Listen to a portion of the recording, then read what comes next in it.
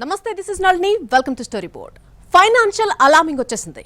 దేశంలో పరిస్థితులు క్లిష్టంగా మారిపోతున్నాయి. మహా సంక్షోభం నుంచి బయటపడాలంటే పొదుపు మంత్రాన్ని పాటించాల్సిందే. ఎవరికి వారు ఖర్చులు తగ్గించుకొని పొదుపుకు ప్రాధాన్యత ఇస్తే మాంద్యం నుంచి బయటపడే అవకాశం ఉంది. ఇదే అంశంపై వాళ్ళ స్టోరీ బోర్డ్ చూసేద్దాం. మహా సంక్షోభం ముంచుకొస్తోంది. ఎవరేం చేసినా మాంద్యం నుంచి తప్పించుకునే ఛాన్సే లేదు. ప్రజలు అన్నిటికీ సిద్ధమై ఉండాల్సిందే తప్ప ప్రభుత్వాన్ని నిందించినా ఎలాంటి ఫలితం ఉండదు. గ్లోబలైజేషన్తో ప్రపంచంలో ఏ మూలన ఏం జరిగినా అది అన్ని దేశాలపై ప్రభావం చూపిస్తోంది. ఇప్పుడు జరుగుతుంది కూడా అదే. గ్లోబలైజేషన్తో ప్రపంచం కుగ్రామంగా మారిపోయింది.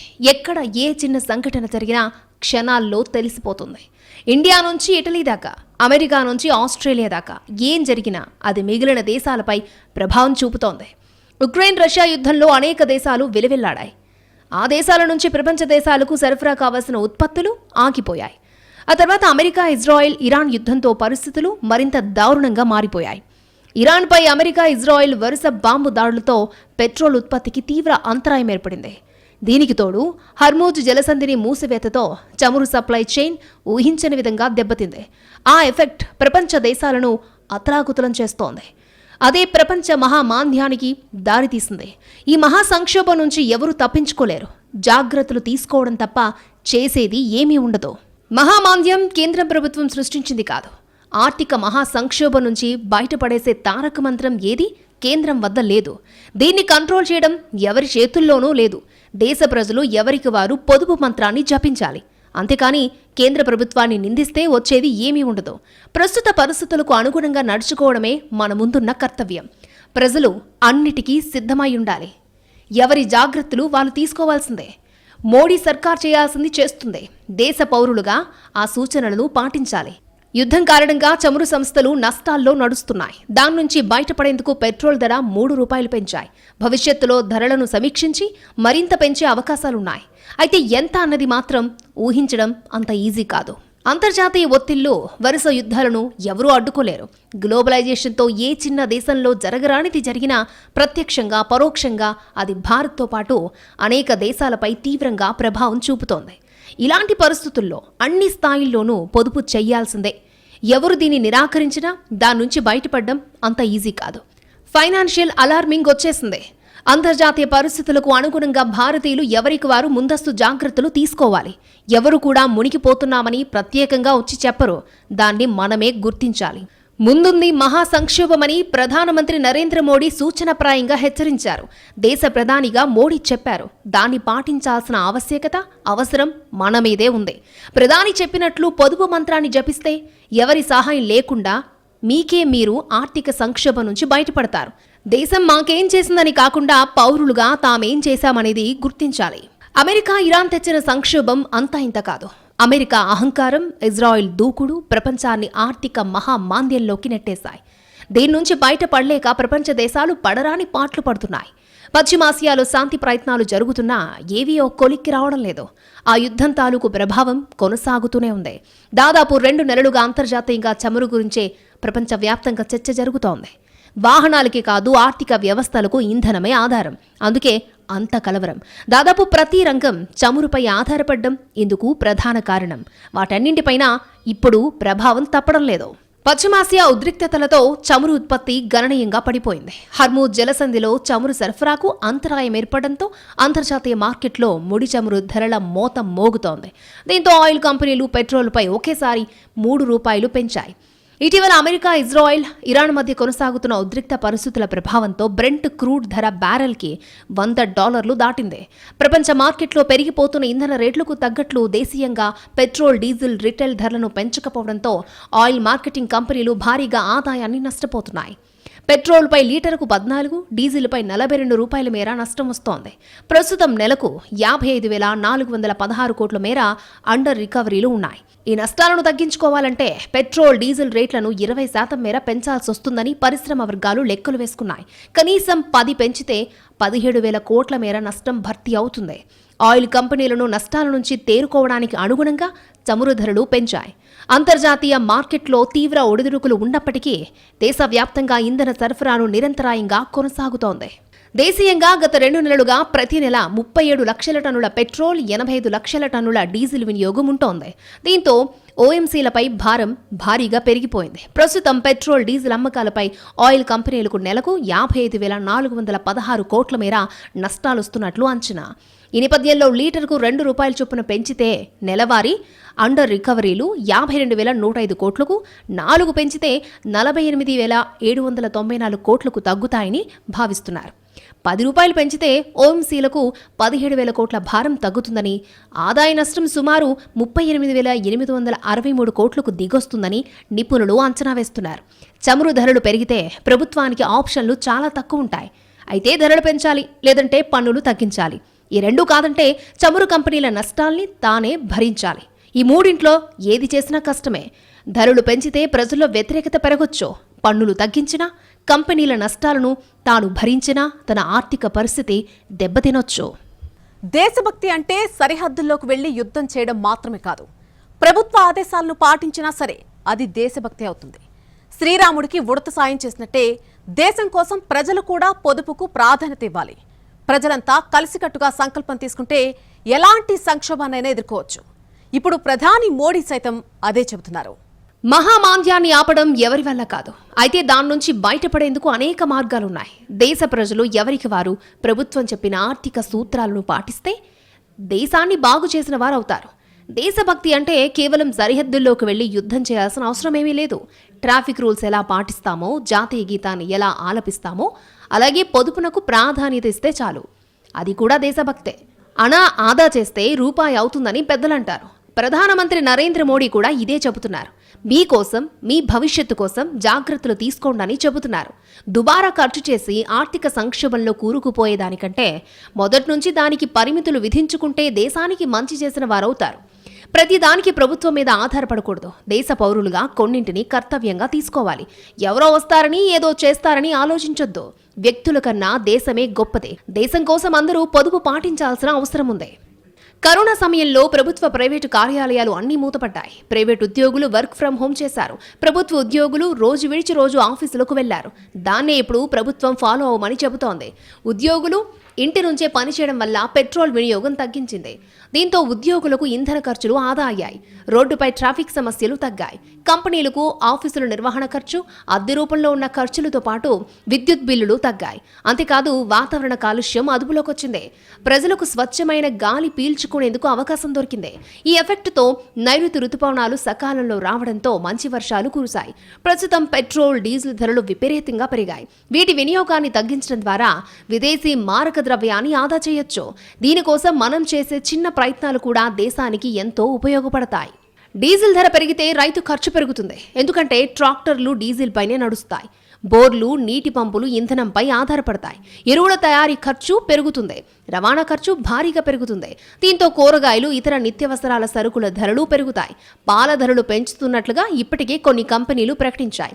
రవాణా ఖర్చు పెరగడం అనేది ప్రతి వస్తువు ధరను ప్రభావితం చేస్తుంది. దేశానికి అవసరమైన ఎల్పీజీలో అత్యధిక భాగం దిగుమతుల ద్వారా వస్తున్నదే. సరఫరా ఇబ్బందుల వల్ల అంతర్జాతీయ గ్యాస్ ధరలు పెరిగాయి. దీంతో ఇప్పటికే కమర్షియల్ సిలిండర్ ధరలను కేంద్రం ఏకంగా 30% పైగా పెంచేసింది.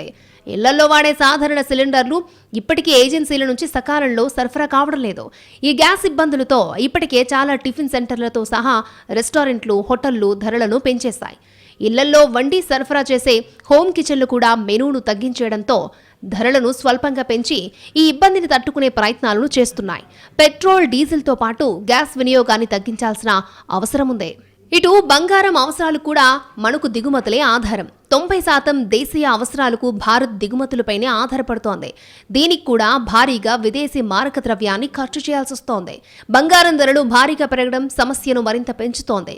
దిగుమతుల బిల్లు పెరగడం వల్ల యావత్ దేశ ఆర్థిక వ్యవస్థపై ప్రతికూల ప్రభావం పడుతోంది. రూపాయి విలువ క్రమంగా పతనమవుతూ వస్తోంది. ఇన్ని సమస్యలు చుట్టుముడుతున్న కారణంగానే ఏడాది పాటు బంగారాన్ని కొనుగోలు చేయకుండా సంక్షోభం నుంచి బయటపడొచ్చు. బంగారం కోసం భారత్ దిగుమతులపై ఎంతగా ఆధారపడుతుందో ఒకసారి లెక్కలు చూస్తే ఆశ్చర్యం కలుగుతుంది. 2025-26 ఆర్థిక సంవత్సరంలో పసిడి దిగుమతులు అంతకుముందు ఏడాదితో పోలిస్తే 24% పెరిగి ఆల్ టైమ్ గరిష్టానికి చేరుకున్నాయి. మొత్తం $71.98 బిలియన్ అంటే 6,65,815 కోట్ల విలువైన బంగారం దిగుమతైనట్లు కేంద్ర వాణిజ్య శాఖ వెల్లడించింది. 2024-25 ఆర్థిక సంవత్సరంలో దిగుమతులు $5,33,600 కోట్ల ఉండగా 2023-24 ఏడాదిలో 4,14,000 కోట్లు, 2022-23లో 3,22 కోట్ల విలువైన బంగారం దేశంలోకి దిగుమతైంది. అందుకే పుత్తడి కొనుగోళ్లు ఆపేస్తే విదేశీ మారక నిల్వలు తరిగిపోకుండా ఉంటాయి. బంగారానికి డిమాండ్ తగ్గించడానికి కేంద్ర ప్రభుత్వం గతంలో కూడా కొన్ని ప్రయత్నాలు చేసినా అంతగా ఫలించలేదు. అధిక దిగుమతి సుంకాలు, దిగుమతులపై ఆంక్షలు, గోల్డ్ మానిటైజేషన్ పథకాలు వంటి నిర్ణయాలను అమలు చేసింది. అయినా డిమాండ్ ఏమాత్రం తగ్గలేదు. రాబోయే రోజుల్లో కూడా ఇది ఇలాగే ఉండొచ్చని వరల్డ్ గోల్డ్ కౌన్సిల్ అంచనా వేస్తోంది. ముఖ్యంగా బంగారాన్ని పెట్టుబడిగా చేసే కొనుగోళ్లు పెరుగుతాయని తెలిపింది.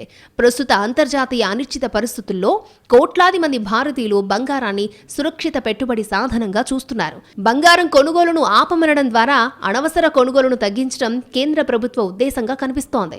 అందుకే బంగారం దిగుమతులను తగ్గించాలని భావిస్తోంది. సాధారణంగా పారిశ్రామిక ఉత్పత్తికి బంగారానికి ఎలాంటి ప్రత్యక్ష సంబంధం లేదు. అదే పెట్రోల్, డీజిల్ ధరలు పెరిగితే దాని ప్రభావం వస్తు ఉత్పత్తిపై పడుతుంది. ఒకవేళ కొనుగోలును నిరుత్సాహపరిచేందుకు ధరలు పెంచితే ద్రవ్యోల్బణం పెరుగుతుంది. పైగా రూపాయి విలువ తగ్గితే దిగుమతి చేసుకునే వస్తువుల ధరలన్నీ పెరిగి సామాన్యుడిపై భారం పడుతుంది. అదే బంగారం కొనుగోలు తగ్గితే రూపాయి స్థిరంగా ఉంటుంది. కాబట్టి దిగుమతుల బిల్లు తగ్గించుకోవడానికి బంగారం కొనుగోలును తగ్గించుకోవడం మంచి ప్రత్యామ్నాయం. ఈ పరిస్థితుల్లో ప్రధాని సూచనను ప్రజలంతా పాటిస్తే అది దేశ ఆర్థిక వ్యవస్థకు మేలు చేసే పరిణామమే. బంగారం లేకపోయినా బతకొచ్చు. అదే చమురు లేకపోతే పరిశ్రమలన్నీ మూతపడతాయి. ఆఖరికి ఆర్థిక సంక్షోభానికి దారితీసే ప్రమాదముందే. యుద్ధం ముగిసినా సరే, హార్మూజ్ తెరిచినా భారత్కు ఇప్పటికిప్పుడు కష్టాలు తీరవు. చిటికేడు పొదుపు, పిటికేడు ధనం అన్న ఫార్ములాను ప్రజలు అలవాటు చేసుకోవాల్సిందే. దేశ ప్రజలు పొదుపు మంత్రాన్ని ఒక యుద్ధంలా భావించాలి. మహామాంది నుంచి బయటపడేయడానికి ఉన్న ఏకైక మార్గం పొదుపు మంత్రం. జాతీయ జెండాను ఎగురవేయడం దేశభక్తిని ఎలా చాటుతుందో విదేశీ మారక ద్రవ్య సంరక్షణకు తోడ్పడ్డం కూడా దేశభక్తి కిందకే వస్తుంది. లాల్ బహదూర్ శాస్త్రి 1965లో ఆహారం విషయంలో ఇదే తరహాలో పిలుపునిచ్చారు. దేశం యుద్ధాన్ని, ఆహార ధాన్యాల కొరతను ఎదుర్కొంటున్న సమయంలో సోమవారం సాయంత్రాలు స్వచ్ఛందంగా ఉపవాసం పాటించాలని దేశ ప్రజలను కోరారు. ఇప్పుడు కూడా దేశం మనకు ఎంతో ఇచ్చింది. సంక్షోభ సమయంలో దేశాన్ని మనం కాపాడుకోవాలి. ఆర్థిక పరిస్థితిని గాడిలో పెట్టేందుకు ప్రధాని చేస్తున్న ప్రయత్నానికి ప్రతి ఒక్కరూ సహకరించాలి. ఖర్చులు తగ్గించుకోవాలి. పొదుపుపై భారీ స్థాయిలో ప్రచారం చెయ్యాలి. ఇంధనాన్ని పొదుపు చేసేందుకు, ఖర్చులు తగ్గించుకునేందుకు అవసరమైన అన్ని చర్యలు తీసుకోవాలి. ఇళ్లకు, వ్యవసాయ పంపు సెట్లకు సౌర విద్యుత్ ఉత్పత్తి యూనిట్లు ఏర్పాటు చేసుకుంటే విద్యుత్ ఆదా అవడంతో పాటు ఖర్చులు తగ్గుతాయి. ప్రజా రవాణా వ్యవస్థను వాడుకోవాలి. అమెరికా ఇరాన్ యుద్ధంతో 2 నెలలుగా అంతర్జాతీయంగా చమురు సరఫరాకు ఇబ్బందులు ఎదురవుతున్నాయి. దాదాపు ప్రతి రంగం చమురుపై ఆధారపడడంతో ప్రపంచ దేశాలన్నీ సంక్షోభంలో కూరుకుపోతున్నాయి. చమురు ధరలు పెరుగుతూ ఉండడంతో నిత్యవసర సరుకుల ధరల పోటు ముందుంది. ముడి చమురు ధరలు పెరగడం వల్ల ఇప్పటికే ఎఫ్ఎంజీసీ సంస్థలు ద్రవ్యోల్బణంతో ఇబ్బంది పడుతున్నాయి. అందుకే ఈ మధ్యే ధరలు పెంచాయి. ఇప్పుడు ఇది కూడా చాలక మళ్లీ పెంచేందుకు సిద్ధమవుతున్నాయి. ఒక్క మాటలో చెప్పాలంటే పశ్చిమాసియా యుద్ధం త్వరలోనే ముగిసినా బడ్జెట్ను తలకిందులు చేయనుంది. పొదుపు మంత్రాన్ని పాటిస్తే ఆర్థిక సంక్షోభం నుంచి బయటపడకపోయినా కష్టాలు పడాల్సిన అవసరం ఉండదు. మీ ఇంటి బడ్జెట్ ఎంతైతే అంత ఆ మొత్తంలో కొంత అదనంగా పక్కన పెట్టుకోవడం అలవాటు చేసుకోండి. పశ్చిమాసియా ఉద్రిక్తతలు నిత్యావసర సరుకుల ధరలపై ప్రభావం చూపనుంది. 2 నెలల పాటు హార్మూజ్ను క్లోజ్ చేశారు. ఇది ధరల పెరుగుదలతో పాటు సరఫరాకు అంతరాయం ఏర్పడింది. ఆసియా దేశాలపై తీవ్రంగా ప్రభావం చూపింది. అంతేకాకుండా చమురు ఉత్పత్తి ఆగిపోవడంతో పాటు కీలకమైన ఉత్పత్తుల రవాణాకు ఇబ్బందులొచ్చాయి. ఆసియాలోని కొన్ని దేశాలు చమురు కొరతతో విలవిల్లాడాయి. విమానయాన సంస్థలు సర్వీసులను తగ్గించాయి. పరిశ్రమలు ఉత్పత్తులను వాయిదా వేశాయి. చమురు సరఫరా అనేక రంగాలపై ప్రభావం చూపింది. ఎరువులు, ఆహారం, ఇతర ముఖ్యమైన ఉత్పత్తులపై విపరీతమైన ప్రభావం చూపనుంది. ఇప్పటికిప్పుడు హార్మూజ్ను తెరిచినా సాధారణ పరిస్థితి వచ్చే అవకాశమే లేదు. ఈ సంక్షోభం తొందరగా ముగుస్తుందని ఎవరూ అంచనా వేయలేరు. ఇదే విషయాన్ని సింగపూర్ ప్రధానమంత్రి లారెన్స్ వాంగ్ స్పష్టం చేశారు. చమురు ధరల కారణంగా సామాన్యుల మాదిరిగానే కంపెనీలకు ఖర్చులు పెరుగుతాయి. దీంతో లాభాలు తగ్గుతాయి. విదేశీ ఇన్వెస్టర్లు ఇక్కడ సరిగ్గా లాభాలుండవేమోనన్న భయాలతో పెట్టుబడుల్ని వెనక్కి తీసుకుంటారు. దీంతో షేర్లు పతనమవుతాయి. ఈ ఏడాది ఇప్పటికే విదేశీ ఇన్వెస్టర్లు రికార్డు స్థాయిలో పెట్టుబడుల్ని వెనక్కి తీసుకుంటారు. చమురు ధరలు పెరిగితే ఎక్కువగా paints, cement, chemicals, airlines, logistics రంగాలు దెబ్బతింటాయి. అయితే ఆయిల్ ఎక్స్ప్లోరేషన్ కంపెనీలు, కొన్ని ఎగుమతి సంస్థలు లాభపడే అవకాశం ఉంది. కాకపోతే ఇలా లాభపడే సంస్థలతో పోలిస్తే ఇబ్బంది పడే సంస్థలే ఎక్కువ. ప్రస్తుతానికి మన దేశానికున్న ఫారెక్స్ నిల్వలు రక్షణ కవచంలా పనిచేస్తున్నాయి. అందుకే అవసరం లేని ప్రయాణాలు తగ్గించుకోవాలి. కుటుంబ బడ్జెట్ను ముందే ప్లాన్ చేసుకోవాలి. ఈఎంఐల విషయంలో జాగ్రత్తగా ఉండాలి. సిప్లు, బంగారం, డిఫెన్సు పెట్టుబడులపై దృష్టి పెట్టాలి. పెరుగుతున్న ద్రవ్యోల్బణాన్ని దృష్టిలో పెట్టుకుని ఖర్చులు నియంత్రించుకోవాలి. ముడి చమురు ధరలు పెరిగితే ఆ మేరకు వీటి తయారీ ఖర్చు పెరుగుతుంది. అనుగుణంగా ఆ ఉత్పత్తి ధరపై ప్రభావం పడుతుంది. ఇప్పుడు జరుగుతోంది ఇదే. కొన్ని అంచనాల ప్రకారం ముడి చమురు ధరలు పెరిగినప్పుడు ఆయా ఉత్పత్తులకు సంబంధించిన ముడి సరుకుల ధరలు కనీసం 40-80% మేర పెరుగుతాయి. అలాంటప్పుడే సంస్థలు ఉత్పత్తుల వెయిట్ తగ్గించడమో లేదా ధరలు పెంచడమో లాంటి నిర్ణయాలను తీసుకుంటాయి. ఇప్పటికైతే పెట్రో సంస్థలు మాత్రమే ధరలను పెంచాయి. ఈ ధరల ఎఫెక్ట్ మిగిలిన రంగాల మీద పడటంతో ధరలు పెంచాలనే యోచనలోనే ఉన్నాయి. ఎప్పుడో అప్పుడు అధికారికంగా ఈ ప్రకటన చేసే అవకాశం ఉంది. సరఫరా గొలుసులో ఇబ్బందులన్నీ తగ్గిపోయి మళ్లీ ముడి చమురు విరివిగా లభిస్తే తప్ప ఇప్పట్లో ధరలు మామూలు స్థితికొచ్చేలా కనిపించడం లేదు. అదంతా జరగాలంటే హర్మూజ్ జలసంధిలో మునుపటిలా రవాణా ఊపందుకోవాలి. అదే సమయంలో మన కరెన్సీ కూడా బలపడాలి. తద్వారా ఇన్పుట్ కాస్ట్ తగ్గుతుంది. తద్వారా తయారీ ఖర్చు తగ్గి ధరలు తగ్గుతాయి. ఇవన్నీ ఒకదానితో ఒకటి ముడిపడి ఉన్న అంశాలు. ఇదంతా జరిగే వరకు వినియోగదారులు ఆ భారాన్ని భరించకైతే తప్పదు. అయితే సేవింగ్స్ చేయాలి అనుకుంటే దానికి టైంతో పనిలేదు. వెంటనే మొదలు పెట్టాలి. టైమ్ ఈజ్ మనీ అన్న ఫార్ములాని గుర్తుపెట్టుకోవాలి. అలా వెంటనే మొదలు పెట్టినప్పుడే అది అలవాటుగా మారుతుంది. ఈ రోజుల్లో 100 నోటు మారిస్తే చేతిలో రూపాయి చిల్లర కూడా మిగలదు. దీనికి కారణం ఖర్చుపై కంట్రోల్ లేకపోవడం. పొదుపంటే ఖర్చుపై అదుపు. అంటే ఖర్చులను అదుపులో ఉంచుకున్నప్పుడే అది సాధ్యం. కనీసం సంపాదనలో 20-30% ఆదా చేసుకుంటే ఎలాంటి ఫైనాన్షియల్ ఇబ్బంది ఉండదు. వయస్సుతో పాటే ఆస్తి కూడా పెరుగుతూ పోతుంది. ఈ రోజుల్లో అందరూ ఎక్కువగా ఖర్చు పెట్టేది షాపింగ్స్కే. ఆఫర్ల పేరుతో డిస్కౌంట్ సేల్స్ పెడితే అందరూ అట్రాక్ట్ అయ్యి షాపింగ్ చేస్తూ ఉంటారు. మినిమలిస్ట్ పద్ధతిలో అవసరానికి తగ్గ వస్తువులు వాడుతూ ఖర్చులను కంట్రోల్ చేసుకోవాలి. పొదుపుని పెంచాలంటే ఒక సిస్టమాటిక్ బడ్జెట్ వేసుకోవడం చాలా అవసరం. ఆదాయాన్ని, ఖర్చులను బట్టి ఫ్యూచర్ ఫినాన్షియల్ గోల్ ఏంటో నిర్ణయించుకుని ఒక సిస్టమాటిక్ బడ్జెట్ వేసుకోవాలి. పొదుపు చేసే ప్రతి రూపాయి అదనపు ఆదాయంగానే పరిగణించాలి. పొదుపు విషయంలో బకెట్ సిస్టమ్ని పాటించాలి. బకెట్ సిస్టమ్ అంటే ఒక బకెట్ నిండిన తర్వాత మరొక బకెట్ నింపినట్లుగా డబ్బును కూడా ప్రయారిటీస్ ప్రకారం పొదుపు చేసుకుంటూ వెళ్ళాలి.